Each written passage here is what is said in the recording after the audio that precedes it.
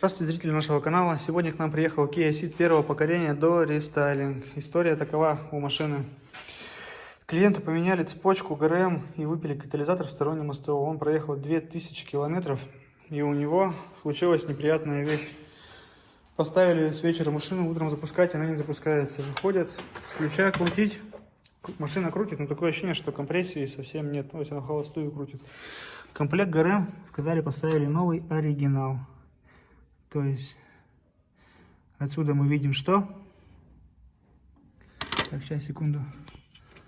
Оп, как сфокусировать-то? Не видно.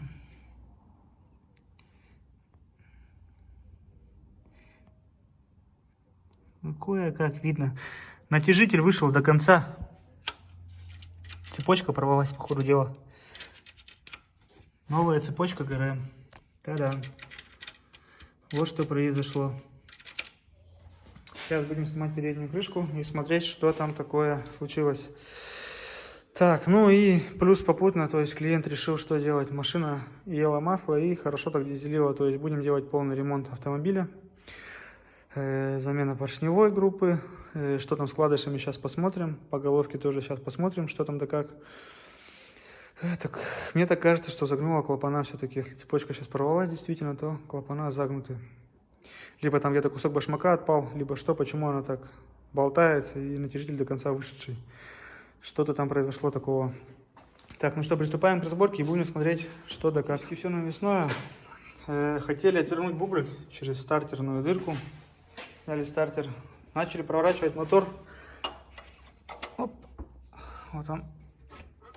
И утыкается. То есть это вопрос по клапанам загнутым. То есть, скорее всего, они там позагибались. Но мне до сих пор интересно, что там произошло, почему. Так, что там развалилось или как. Второй момент. По уровню масла. Тут 1,5 мерки налито и масло. То есть его меняли практически недавно, 2000 проехал клиент на нем. Но оно чернющее уже все. То есть масло горит. Идет прорыв газов, то есть поршневая уже задрана, так как катализатор поздно удалили на машине, скорее всего. Может быть там перегрев, но сейчас видно будет, разберем. Ну, опять же, склоняемся к версии катализатора, так как это болячка всех корейских автомобилей. На данной машине пробег не маленький. В общем, поршневая, скорее всего, сношена, но не скорее всего, сношена, масло горит. То есть живьем прорывается огонь, кольца не держат в картер и начинает гореть масло.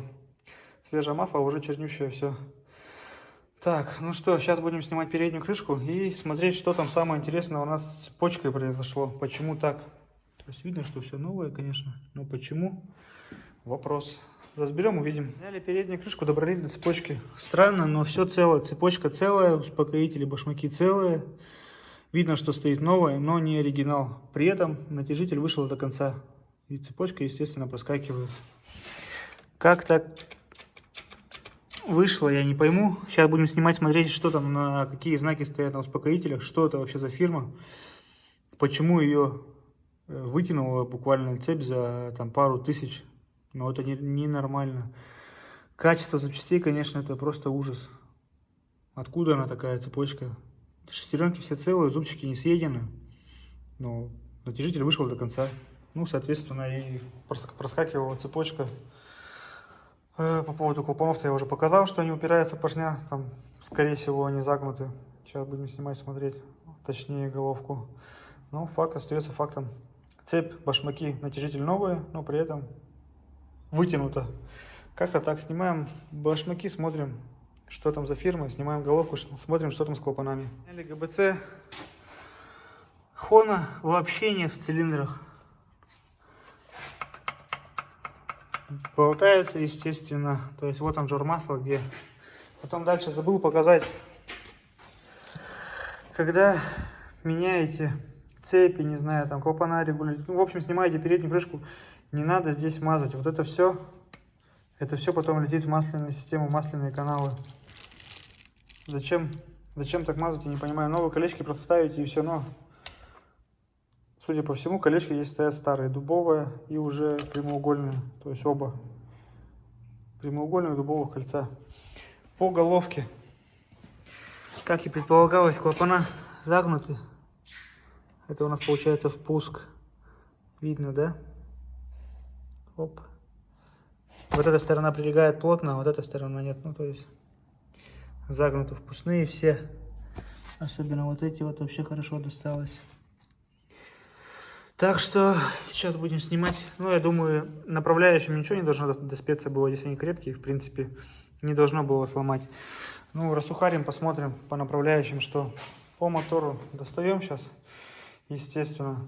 То есть тут гильзовка будет происходить в данном моторе. Но в связи с пандемией маленько задержки по срокам, так как человек, который гильзовал, он на карантине на больничном.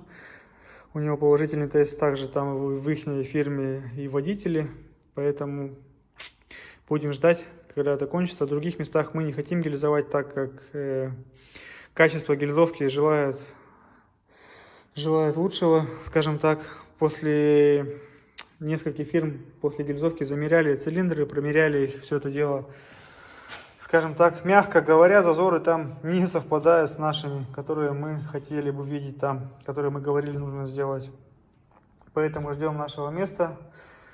Ничего не сделать, как бы. Пандемия вносит свои коррективы. Будем ждать. По запчастям, опять же, созванивались с клиентом, спрашивали, что устанавливали. Он сказал, что оригинал. Ну да, как бы оригинал. Я вижу, что Hyundai Kia есть. Отливки, но вот ты берешь его в руку и понимаешь, что это что-то не то, потому что вот это все под рукой проминается. Не должно быть такого. То же самое и здесь. Он сношенный, он прям совсем сношенный. Он видно, что он новый, но он сношенный. Как такое может быть, я не пойму за 2000. То есть он даже не почернеть не успел, ничего. Тоже он Hyundai Kia, все видно, все замечательно. Но башмак сношенный. Интересная вещь. Цепочка, ну как бы по ней не определить уже, что это такое. Вытянулась она или просто башмаки так съела и натяжитель вышел. По натяжителю тоже вопросы есть, как бы. На него смотришь, не внушает он доверия. Ничего нет. У них, как правило, конечно, не пишет Hyundai Kia, но там хотя бы артикулы что-то есть. Если сверху, а здесь ничего нет. То есть, скорее всего, тоже подделка. Комплект ГРМ, соответственно, опять новый будем ставить, заказывать. Ну и сейчас будем доставать мотор, разбирать и смотреть, что там с коленвалом. Так как распредвалы, мягко говоря, поело. Это очень мягко говоря поело. Сейчас покажем вам это все на видео. Вон оно, постели. Поедены конкретно. То есть тоже будем зажимать распредвалы, замерять, что там с зазорами. Много их съело, немного. Поджимать стоит, не стоит. Ну, в любом случае, мне кажется, стоит, так как даже на вид видно, что они пошорканные. В общем, достаем блок, разбираем, смотрим, что там. Все, разобрали, мотор. Ну, что мы видим, как и предполагали, то есть по поршневой у нас вся стаскана в ноль. По вкладышам, конечно, они потерты. Хорошо так потерты, но замерили коленвал. То есть он, в принципе, в размере, что коренные, что шатунные. Тут сейчас будем заказывать вкладыши, самые толстые, зажимать и мерить, что там у нас получится с зазорами. По головке все ясно, то есть впуск весь меняется, клапанов все загнуло, выпуск вроде не тронуло. Направляющие еще не смотрели, сейчас будем на стол ложить, на головочные, где головки делаем, разбирать и смотреть. Ну, скорее всего, целые должны быть, то есть не было такого за ними замечено. По блоку гильзовать, как и говорится, как и говорили на рабочих поверхностях, хона вообще практически нет. Поэтому будем перегильзовывать. Новая поршневая, новые кольца, вкладыши новые будут все. То есть предварительно зажмем, а то возможно, всякое бывает, придется точить в 0,25 в круг. Не хочется, конечно, но так и будем делать. Сначала замерим стандартные, самые полные. Так, ну на этом, наверное, заканчиваем серию. Все. Отдаем блок на шлифовку, на расточку, на гильзовку в очередь. На этом заканчиваем сегодня. Ну что, пришло время, у нас Kia Ceed, все отмыто. Сейчас зажимаем новые вкладыши. Будем промерять все зазоры на коленвалу, шатунные и коренные. Коренные у нас пришли в коробочках, шатунные у нас пришли в пакетах. поршня. Сейчас будем это все дело перепрессовывать. Но прежде надо будет замерить зазоры. Ну, в принципе, все подготовлено у нас. Приступаем к сборке. Так, ну что, собрали блок, готов к установке. Все как полагается у нас. Крутится от руки. Одной рукой. Зажали вкладыши, коренные, шатунные, зазоры. Все в норме в районе 4 соток. Что на корне, что на шатунах. Ну, естественно, коленвал мы химией, как я говорил, не моем. То есть только очиститель и продуваем. Чтобы никакие поверхности рабочие, ни раковины, ржавчины не появилось. В принципе, так все. Готово. Машина уже загнана. И сейчас будем устанавливать блок на место. Тут, скажем так, попроще, чем на солярисах. Во-первых, гура нет, во-вторых, здесь места сзади побольше. Ну и самое, что, скажем так, хорошее, то, что подрамник стоит и коробка висит на подрамнике. Не надо коробку подокрачивать каждый раз, когда машину выкатываешь на улицу. Так, ну что, в принципе, все. Сейчас выкатываем гусяра, вкладываем и устанавливаем блок. Приступаем. Поверхность обезжирили. Сейчас будем ложить прокладку, класть и устанавливать ГБЦ. По головке впускные клапана все заменены. В принципе, головка вся от капиталина, фаски. Все дело сняли. Все притерли, прошорошили. Сальники клапанов заменили, зазоры везде выставили. Как положено, 0,2 впуск, 0,3 выпуск. Машина без газа, поэтому здесь увеличивать их не нужно. То есть какие есть, такие и делаем. Ни больше, ни меньше. На газу, когда машина, тогда да, на выпуске маленькие побольше делаем. Тут этого не требуется. Ну а так, в принципе, все. Тут что-то тут лежало, видать, зимой начало оправляться. Так, в принципе, все. Устанавливаем ГБЦ на автомобиль. Приступаем. Установили ГРМ цепь. Все по меткам, все новое стоит. Метка, метка. Снизу то же самое, такая же точка и на цепочке звездочка другого цвета. Так, вот она, как должно быть. Натяжитель вышел, да?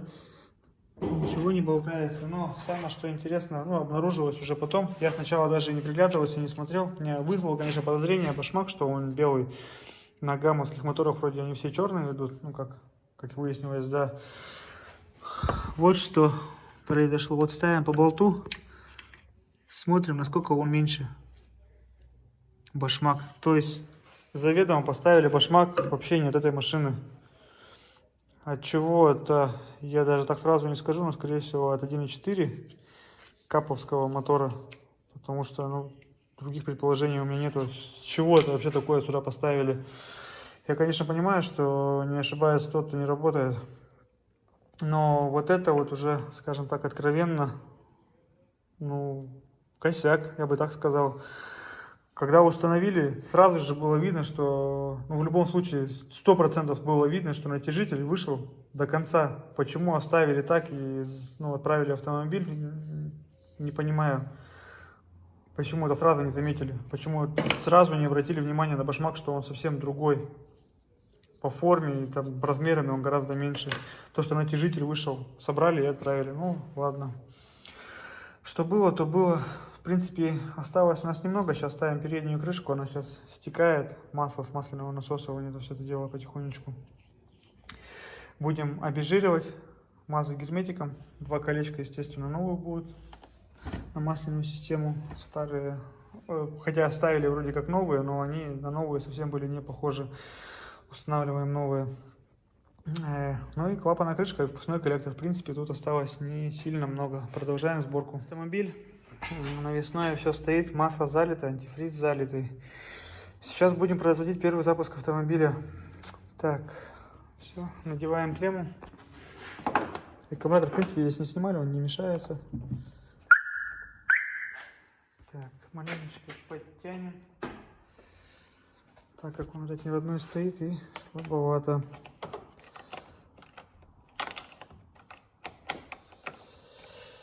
Так, ну что, запускаем автомобиль.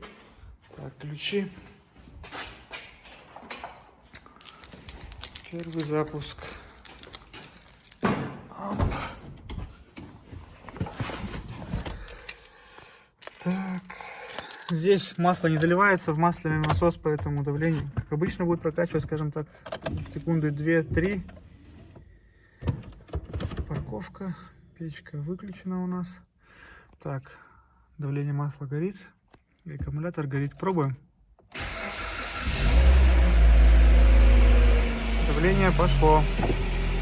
Окошко приоткроем, дабы машина не закрылась. Так.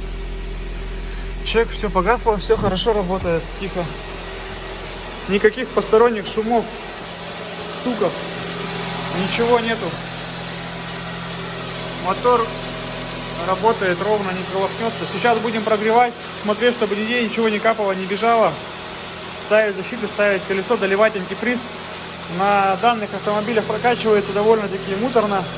Система охлаждения, так как залезная горловина сделана маленько, скажем так, в неправильном месте. У Соляриса уже исправлено. Здесь он стоит сверху, то есть одна часть заливает сразу в блок, а другая в радиатор. А плюс очень приходится заливать через радиатор. И, скажем так, вот в этом месте воздушная пробка образуется. То есть мы как делаем? Заливаем часть антифриза через верхний патрубок. А оставшуюся часть заливаем туда, дабы прокачать быстрее. Ну и все же, оно со временем, доливать нужно будет его. Старый антифриз здесь был красный, его вылили, залили оригинальный. Вот этот антифриз идет в оригинале на Hyundai Kia Gulf-3 МАЗ-110. Заливаем его, то есть данную машину тоже залили его. Обороты начинают помаленьку падать. Ну, на этом заканчиваем сегодняшнюю серию. Здесь еще будем менять масло в автомате. И по подвеске передней и задней стойки втулки стабилизатора побрякивают. Ну, это уже снимать не будем, здесь ничего такого нету. Заканчиваем серию. До новых встреч, до свидания.